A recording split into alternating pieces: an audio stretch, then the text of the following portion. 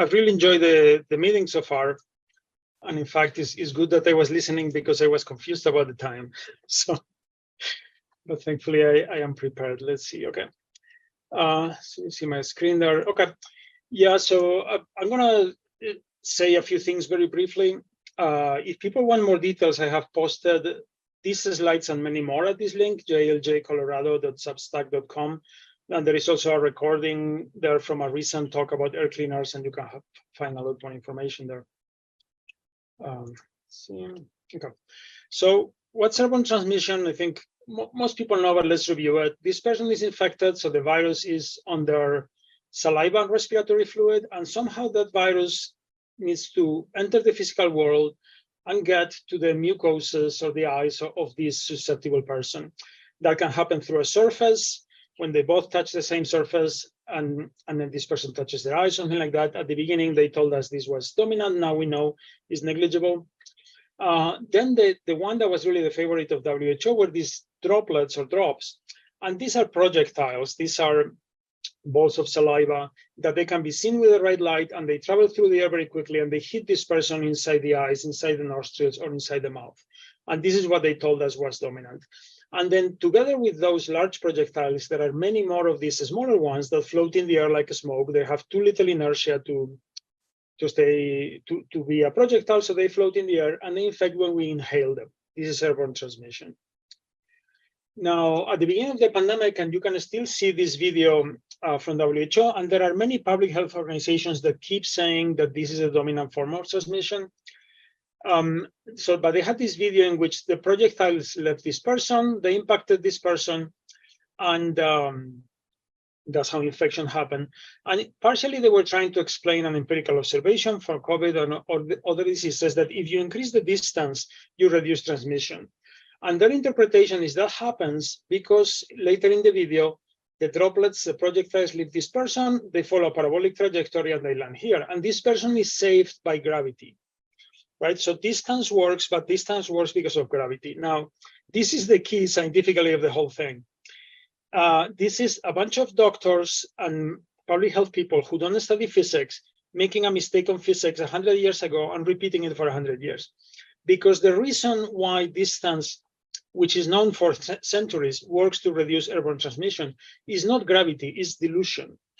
Basically, if this person is exhaling an invisible smoke, in this situation, this person is going to inhale a lot more, in this case, a lot less, right? So now, some other nonsensical thing that WHO was saying is like when there is transmission, and when I say WHO, I mean lots of public health organizations, when it happens in close proximity, those are the droplets. That we know because it's in close proximity, and that's a synonym of droplets. Now, there can be airborne transmission, but that's only when you are far, when you are sharing a room. This makes no sense. How are these aerosols going to get there? The real picture is this one. The aerosols are most concentrated in the exhalation of the infected person. And we have two types of airborne transmission: transmission in close proximity, sometimes people call it short range, and transmission in a shared room. Now, we wrote a paper that was in 2021, led by Trish Greenhalgh and with a bunch of other colleagues, summarizing all the evidence, from super spreading events and lots of other evidence that was already very clear about airborne transmission. And already then we said, maybe there are other routes, but we think airborne is dominant. And I think since then, it's much clearer that airborne is the only important form of transmission of COVID. Now, we encountered a lot of resistance, as many of you know.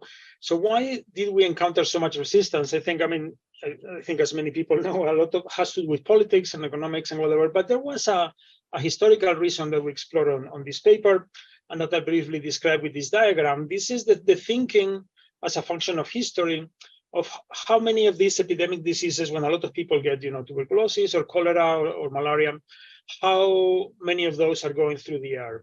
And historically, since Hippocrates, since the Greeks, it was thought that most of them were going through the air.